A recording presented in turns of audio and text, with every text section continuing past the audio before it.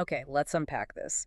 Have you ever tried to quiet your mind, only to find it's like a wild monkey swinging from thought to thought, utterly untamed? Oh, absolutely. That's a classic experience. Or perhaps you sat down to meditate, hoping for clarity, only to feel a heavy, impenetrable fog descend, making any true focus impossible. Mm, that mental heaviness. If any of that sounds familiar, you are absolutely not alone.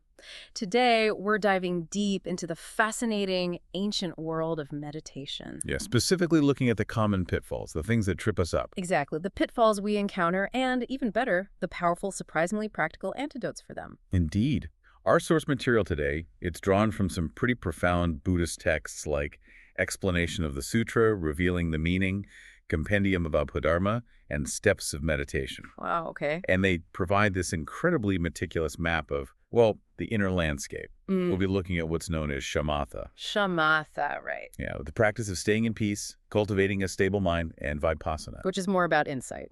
Exactly, the practice of penetrating vision, developing genuine insight.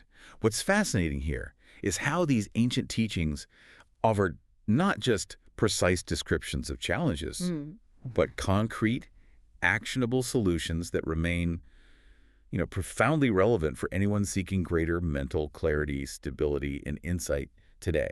So our mission today is really to give you a shortcut to understanding these core meditation concepts. Yeah, cut through the jargon. Right, cut through the jargon, Right. give you those aha moments, along with practical tools you can actually apply.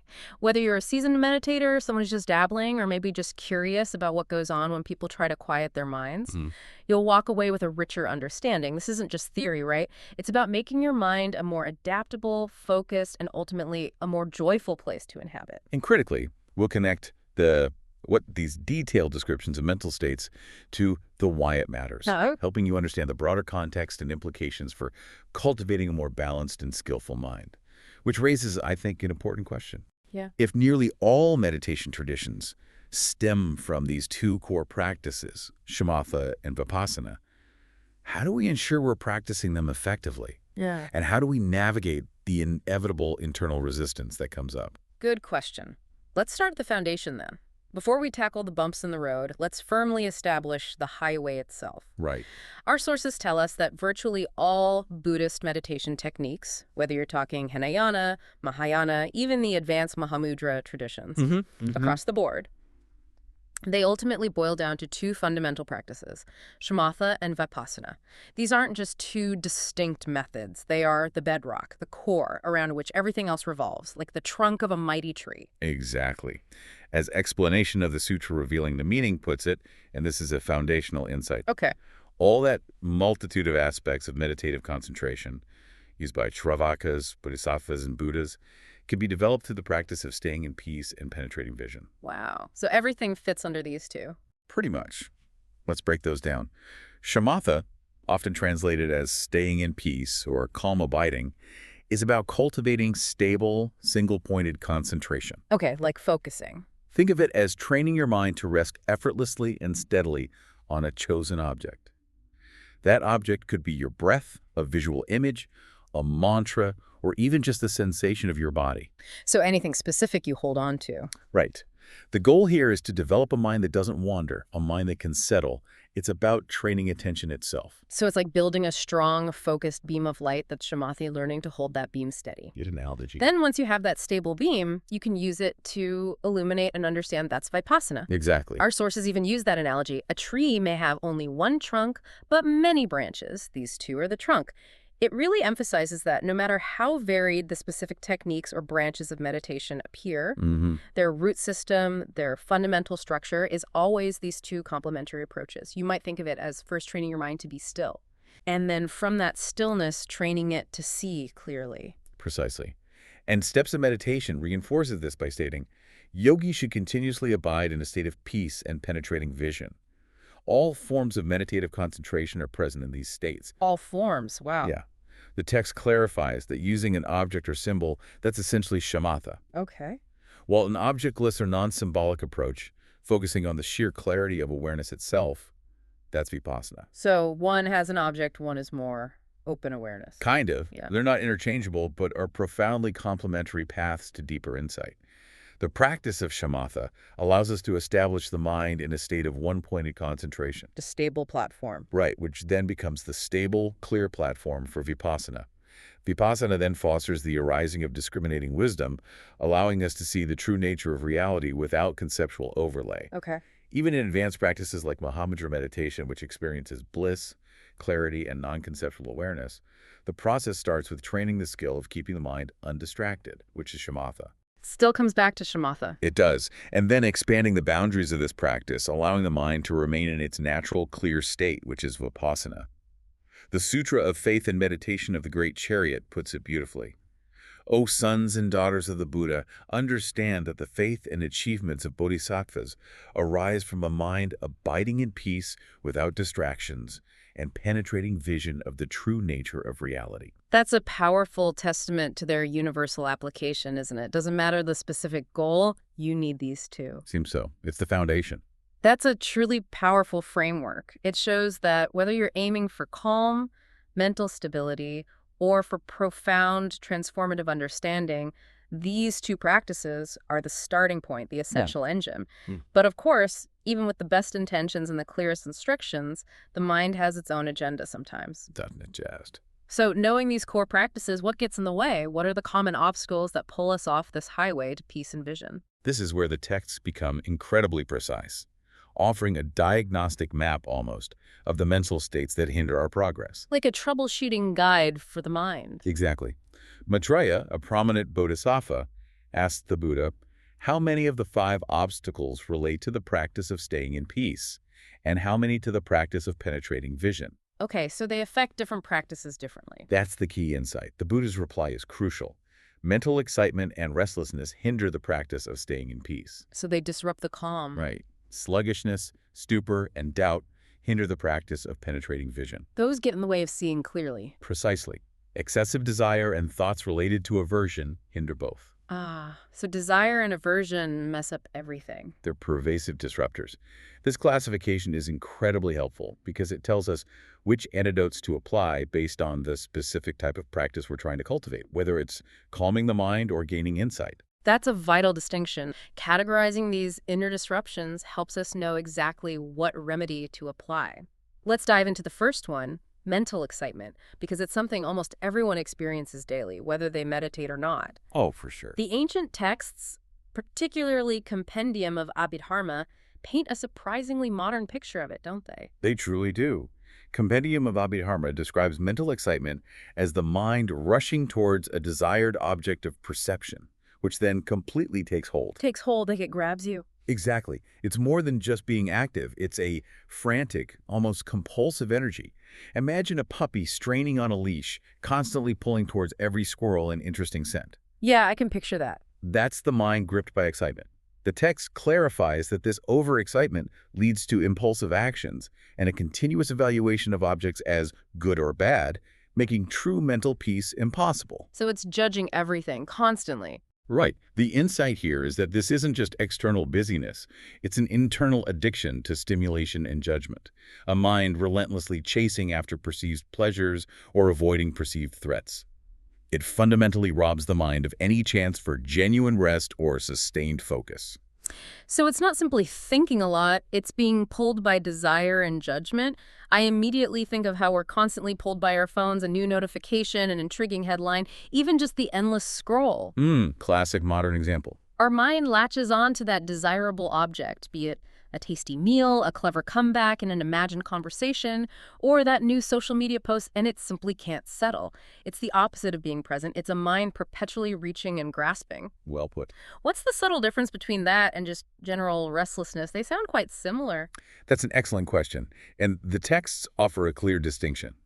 While excitement is being drawn to something new, restlessness occurs when the mind cannot return to a state of peace after dwelling for some time on certain thoughts.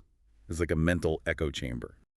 Getting stuck on repeat. Exactly, where past thoughts, worries, or events keep replaying in a loop, not necessarily driven by immediate desire, but by a persistent inability to disengage. The text states, these actions are conditioned by ignorance and lead the mind away from peace. Conditioned by ignorance. Meaning we don't see the pattern. Right. A deep-seated lack of awareness of our mental patterns allows these loops to continue. It's the mind spinning its wheels, unable to find traction, even when it knows it should move on. It's not about novelty, it's about the persistence of an old pattern. So excitement is always looking for the next shiny thing, and restlessness is being stuck repolishing the old, tarnished ones, unable to let them go. That's a good way to put it. Both states clearly prevent the mind from settling into shamatha, that calm abiding we talked about. You can't be at peace if you're constantly chasing or constantly replaying. Precisely. Now let's shift to the obstacles that hinder vipassana, or penetrating vision. Okay, the insight blockers. Right. The first is sluggishness. Treasury of Abhidharma defines sluggishness as heaviness in the mind and body when their functionality is reduced. Like feeling mentally weighed down. Exactly. When we succumb to it, we lose clarity, sharpness, and transparency of mind. Steps of Meditation vividly describes it like moving in the dark, with eyes suddenly closed or vision suddenly lost. The mind becomes clouded and loses its ability to perceive. Wow, like trying to see through thick fog. It's a dulling, a profound dimness, where the mental faculties are simply not sharp enough to gain insight. It's distinct from mere physical tiredness, though they can feel related. It's a mental inertia. That's a powerful image, trying to find insight, but you're effectively blind, or trying to understand a concept, but your mental screen is blurry. It's not just sleepiness, though can certainly manifest with drowsiness. It's a profound dimming of mental clarity, a heaviness that makes any genuine observation, any penetration of reality impossible. If your vision is obscured by a mental fog, you can't truly see. Exactly. The text continues with stupor. Stupa. Sounds similar to sluggishness. It's related but distinct. The mind falls into stupor when it constantly revolves thoughts about what is good, what is bad, and what is neutral.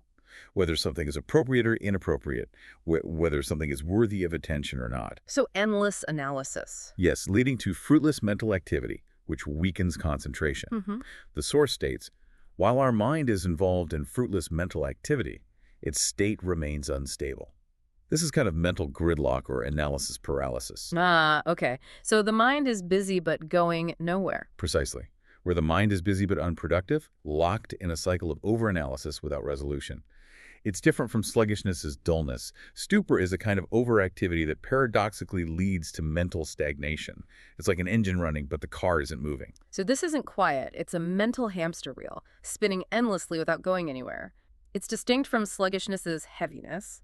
This is more about a kind of unproductive mental clutter, a circular thinking that saps concentration and prevents any meaningful insight from emerging. The mind is active, but it's not actually doing anything useful for vipassana.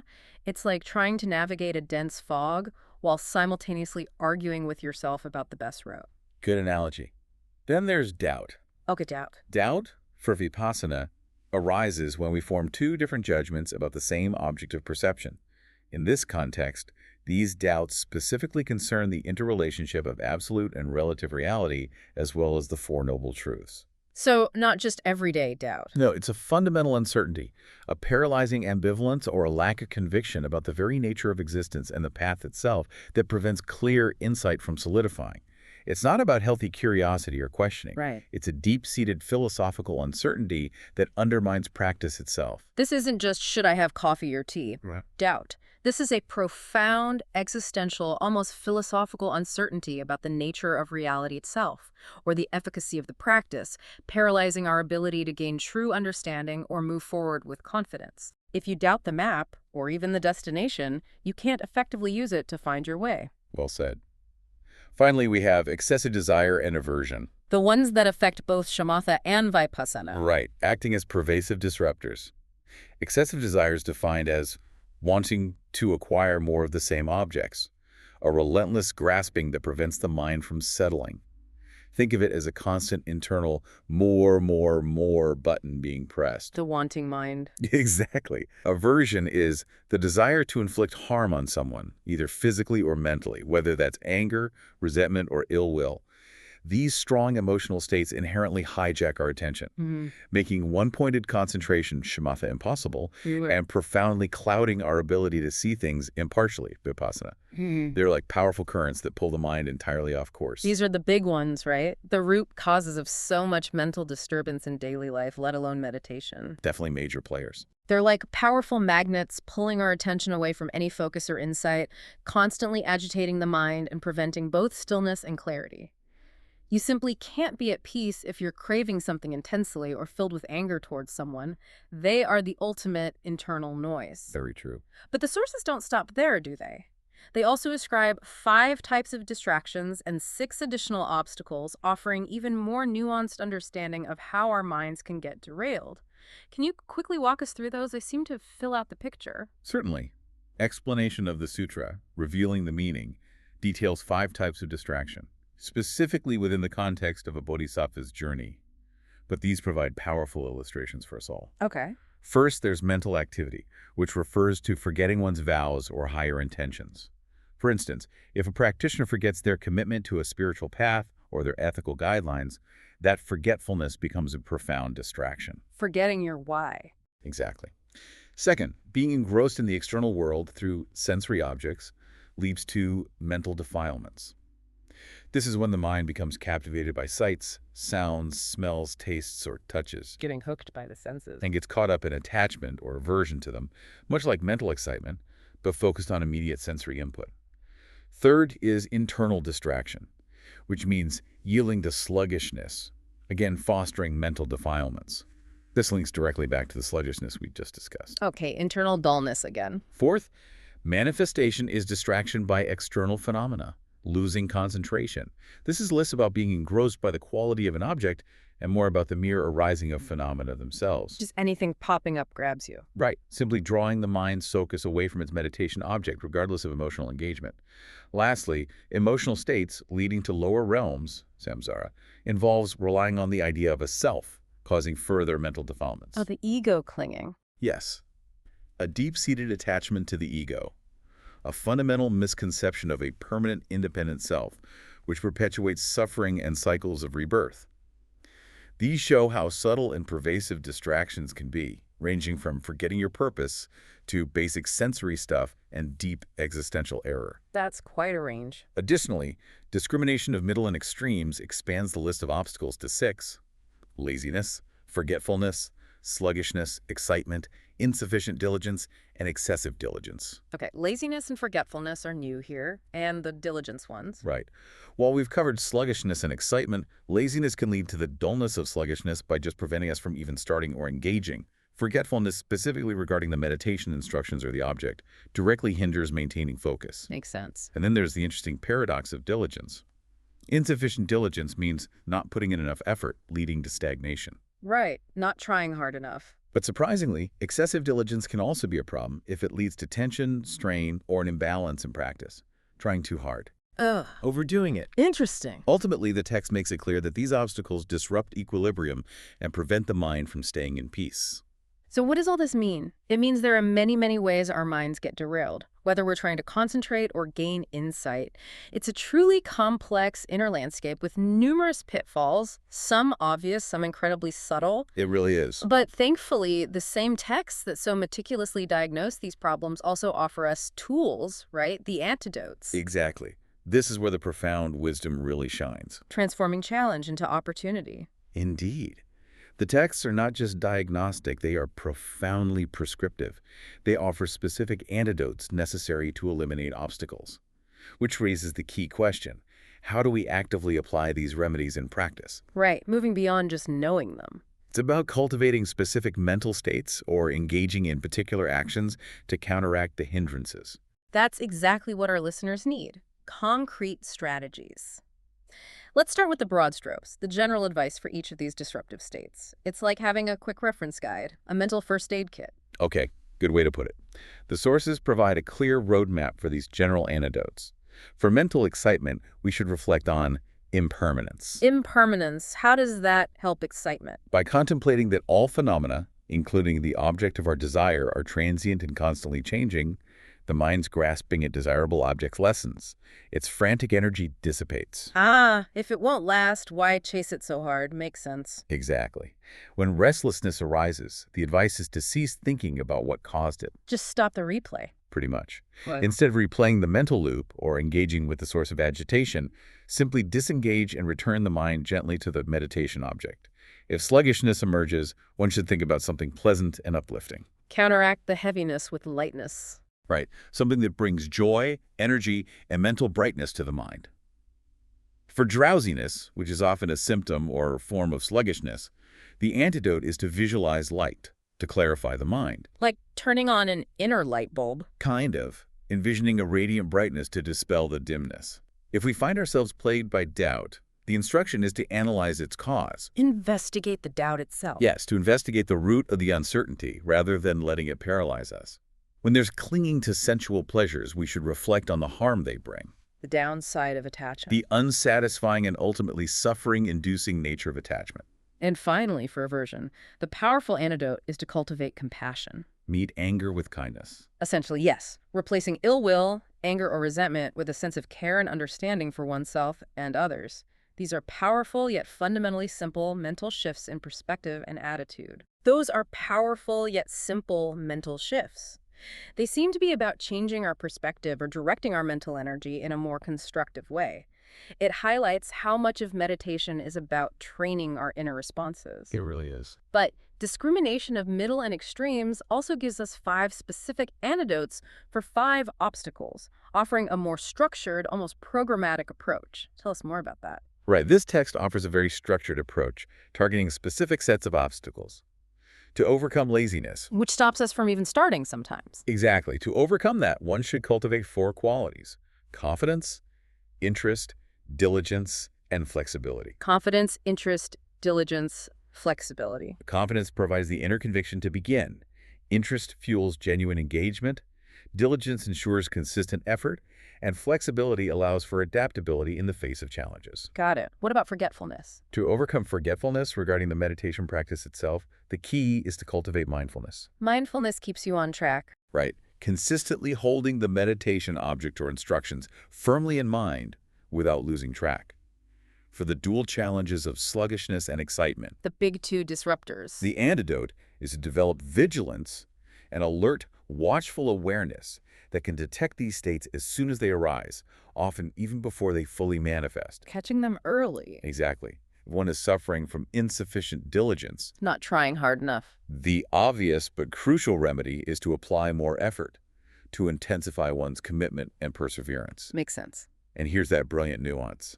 If excessive diligence occurs. Trying too hard. Right, meaning one is applying an antidote too intensely, leading to strain, tension, or an imbalance, the instruction is to bring the mind back to a state of equilibrium. Find the middle way. Between effort and relaxation. Wow. That's a wonderfully balanced approach, recognizing that even good qualities can be overdone. That's a complete toolkit right there.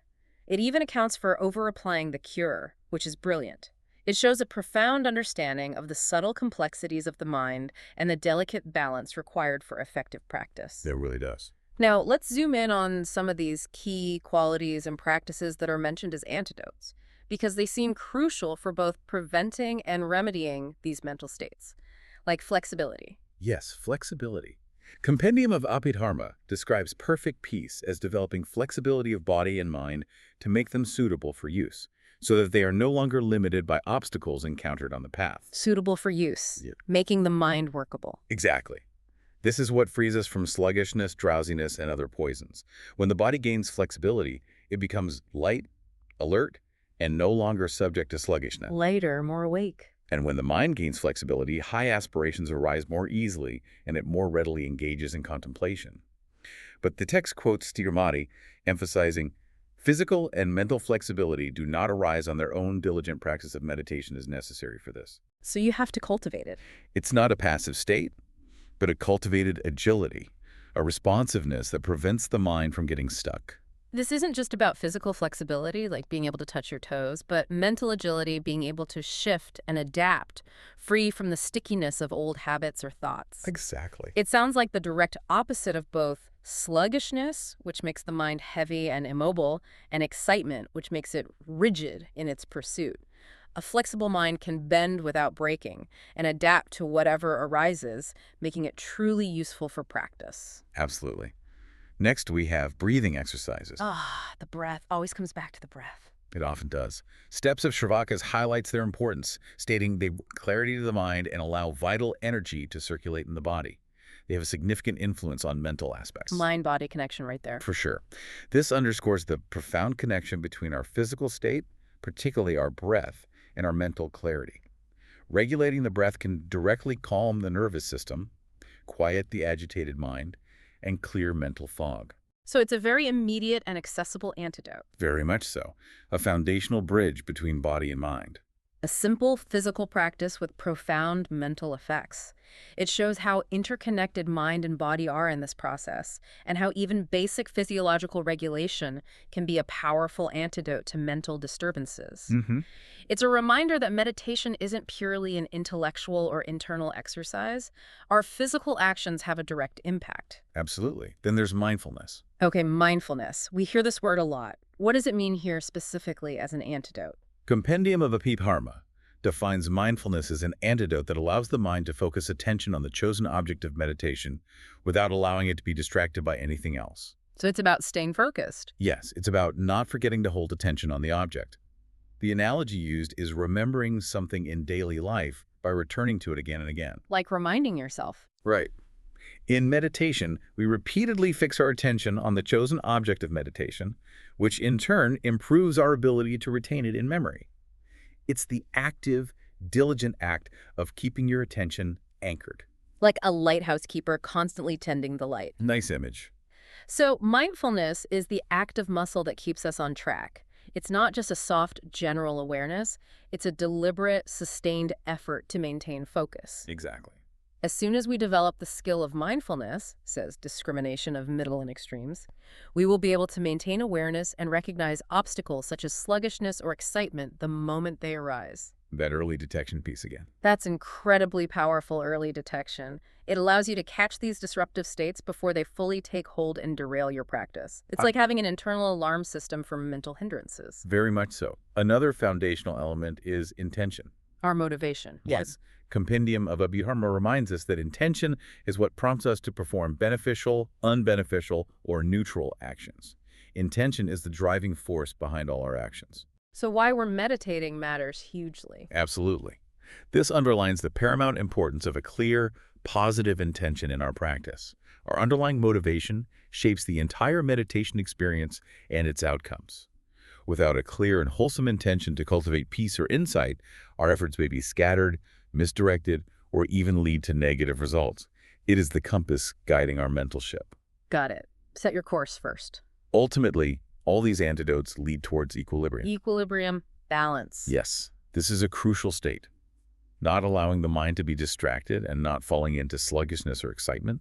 It's about maintaining attention on both shamatha and vipassana practices, striking a perfect balance between focused effort and relaxed awareness. The sweet spot. Kind of. Yeah. Steps of Shravakas connects this experience with feelings of joy, mental clarity, tranquility, and other similar sensations. When we achieve equilibrium, we no longer need to force ourselves to fix attention on the object of meditation, because the experience of abiding in equilibrium arises when we are no longer distracted by the arising of sluggishness and excitement. It becomes effortless. More natural, less forced.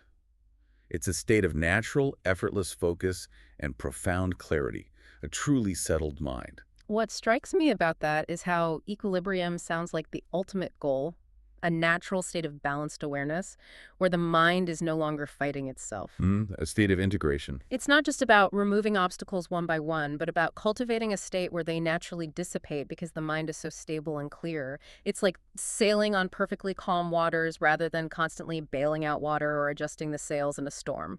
It's a state of deep mental freedom. Beautifully put.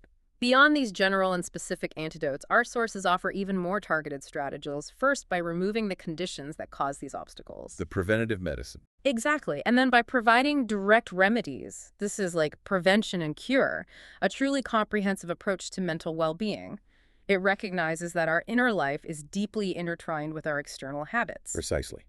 Treatise on Bhumis outlines a comprehensive list of conditions that give rise to these states, highlighting how interconnected our daily habits are with our meditative progress. Let's look at the conditions for sluggishness. Okay, what sets us up for that heavy fog? Well, the list is quite extensive. Lack of sensory control, just letting everything bombard you. Sensory overload. Overeating, creating physical and mental heaviness. Irregular practice, skipping sessions, inconsistent effort. Not keeping it up. Not applying awareness in daily life so the mind is habitually dull even off the cushion. Neglecting mind training for alertness. Neglecting skill development. Indulging laziness. Refusing interest in practice. Lack of enthusiasm. Insufficient diligence. Refusing analytical investigation. Inability to master shamatha, lacking that basic stability. Excessive attention to some aspects while neglecting others, an unbalanced approach. Focusing too much on one thing. Indulging sluggishness or stupor when they arise, just letting them be. And finally, inability to perceive the meditation object as a source of joy, seeing it as a chore. Wow, that's a lot of ways to fall into sluggishness. It is a multitude of factors, from lifestyle choices to subtle mental attitudes. Now, for excitement, many of the initial conditions are similar. Lack of sensory control, overeating, irregular practice, no awareness in daily life. The basics again. Right. Additionally, excitement can arise from an inability to control desires and aggression, a lack of skill development, insufficient effort to control desires, and indulging in daily routines without mindfulness. So being driven by desire and habit. These conditions paint a picture of a mind that is constantly externally focused, reactive, and lacks internal discipline. So controlling our sensory input, being mindful of what we consume, maintaining regular practice, and cultivating daily awareness are foundational to preventing both sluggishness and excitement. Absolutely key. It's not just about what happens on the meditation cushion, but how we live our whole lives. These aren't just meditation rules. They're principles for a balanced existence that naturally supports mental calm and clarity. Very true. And for direct remedies when these obstacles do arise, the texts offer a rich array of techniques. For sluggishness, Okay, the fog has descended. What do we do? you can reflect on the Buddha's good qualities, which can inspire and uplift the mind, or engage in analytical investigation to expand the mind, actively stimulating mental clarity. Get the brain working. Right. Thinking about something joyful and uplifting can also help, as stated in Bhavanakrama, which suggests visualizing the Buddha and reflecting on joyful things when the mind is dull. Focusing the positive. Sutra of Transcendent Wisdom advises, when depressed, cheer up and diligently practice Vipassana, suggesting that active insight practice itself can dispel dullness. Use the practice to fight the obstacle. Essence of the Middle Way suggests choosing a larger meditation object, as a broader focus can help dispel mental narrowness. Steps of Sravakasai recommends visualizing a lamp or sun flame and imagining its light illuminating your entire being. That light visualization again. Powerful. It is. This is a technique to clear and brighten the mind. And if sluggishness persists, the advice is quite practical. You might even interrupt the meditation section, wash your face, and take a walk in the fresh air. Get up and move. Exactly. Yeah.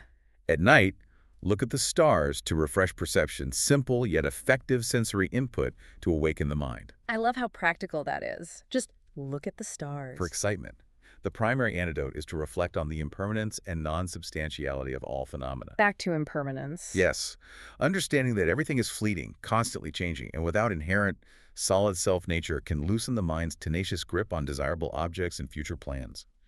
Steps of Meditation confirms, if doing meditation, memories arising in your mind lead to excitement, use reflection on impermanence as an antidote. Let go because it's all changing anyway.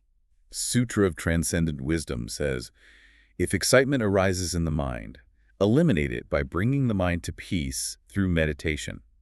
This indicates that returning to the stillness cultivated in shamatha can directly counteract agitation and overstimulation. Use the calm to counter the storm. There's also some important general advice that applies to both. Control sensory perception to avoid external distractions.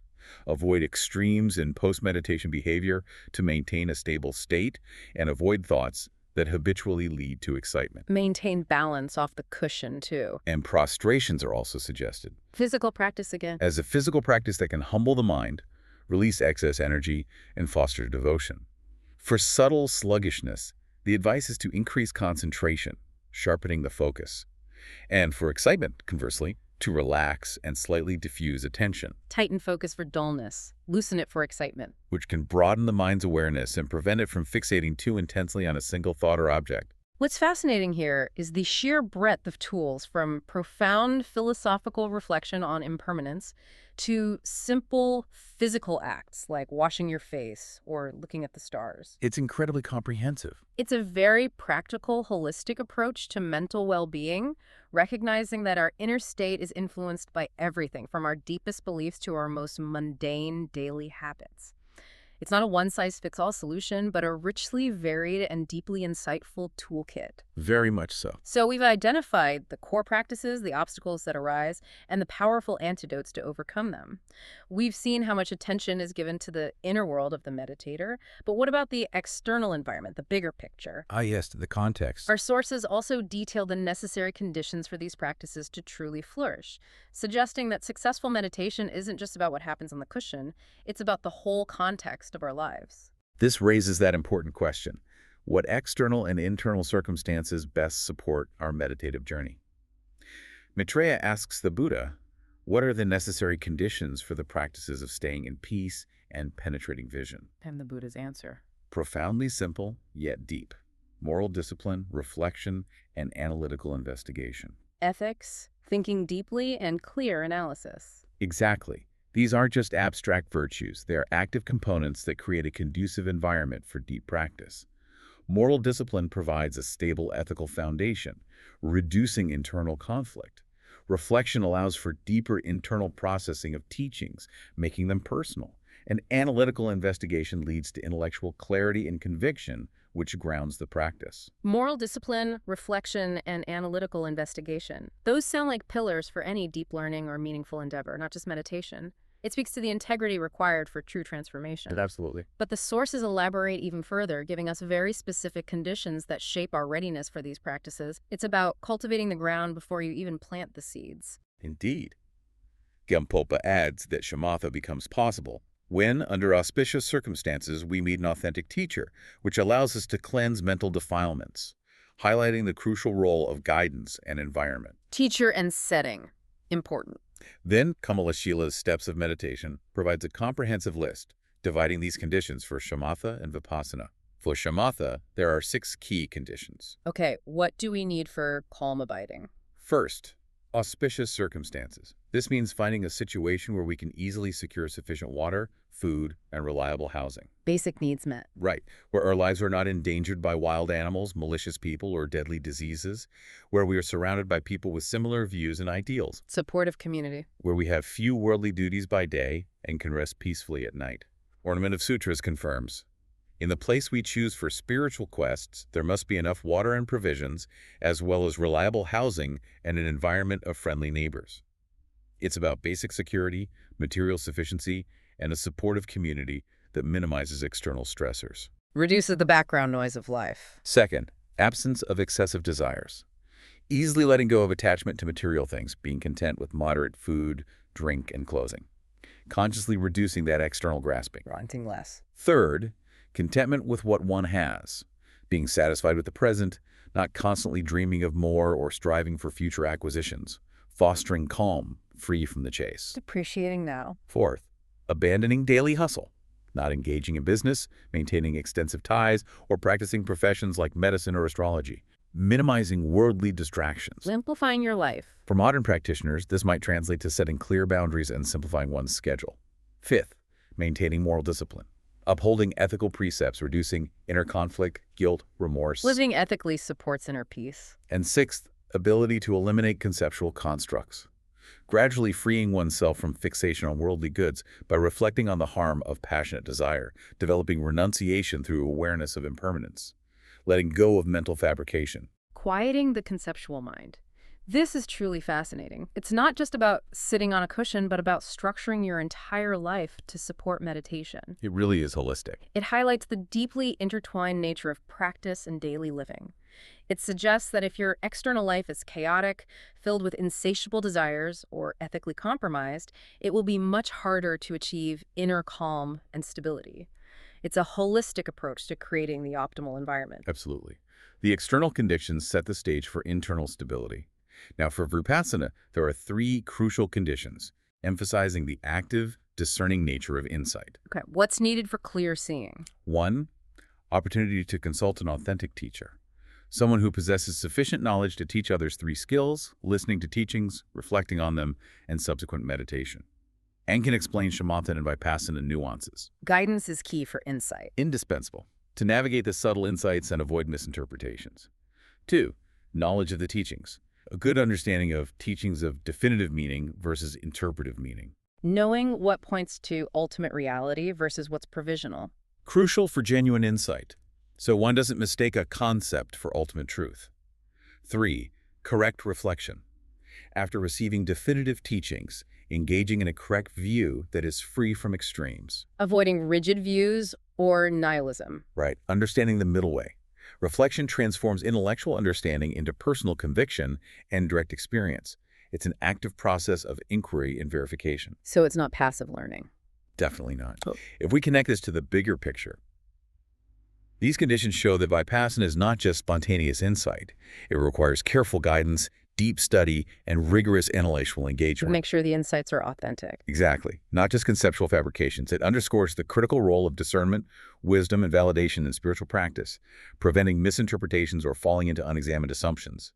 It's an active, informed process of seeing clearly, grounded in wisdom. So, while shamatha sets up the calm and stable mental ground, Vipassana needs a clear, well-informed mind, guided by wisdom and experienced counsel, to truly see without falling into delusion or extreme views. That's it, precisely. That's incredibly helpful context, emphasizing that true insight isn't just a mystical experience, but a product of diligent preparation and disciplined engagement with profound truths.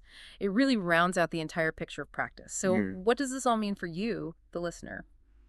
We've journeyed through the core practices of shamatha and vipassana, identified the specific mental obstacles that disrupt them. From that frantic pull of excitement and the heavy fag of sluggishness. So the circular thinking of stupor and the paralyzing ambivalence of doubt, and explored a rich array of antidotes. Yeah, from profound philosophical reflection on impermanence and cultivating compassion. To practical physical actions like breathing exercises or even just washing your face, the toolkit is surprisingly comprehensive and deeply human. It's clear that the path to a quieter, more insightful mind is incredibly well mapped by these ancient texts. The deep dive into these sources really reveals that meditation is far from a passive activity. No kidding. It's an active, engaged process that requires awareness, diligence, and a prepared mind and environment. Understanding the conditions for successful practice moral discipline, learning from a teacher, correct reflection, analytical investigation, it highlights how integrated our spiritual and daily lives must be. It challenges us to look beyond just the technique to the holistic context of our being, recognizing that inner peace and penetrating vision are a product of our entire way of life, not just isolated moments on a cushion. Absolutely. This deep dive shows that the path to a clearer, more insightful mind is well mapped, with both warnings about pitfalls and clear, actionable directions for overcoming them. Yeah. It's about equipping you, the learner, with the knowledge to navigate your own inner landscape with greater skill and confidence, transforming those wild monkeys and heavy fogs into manageable, even insightful experiences that contribute to a more balanced and skillful mind. And if we connect this to the bigger picture, perhaps the most profound takeaway is that the journey to inner peace and penetrating vision isn't about eliminating thoughts or feelings entirely. Right, not about blanking the mind. But about understanding them, their causes, and their remedies. It's about transforming your relationship with your own mind, which raises, I think, an important question for you to ponder. Okay.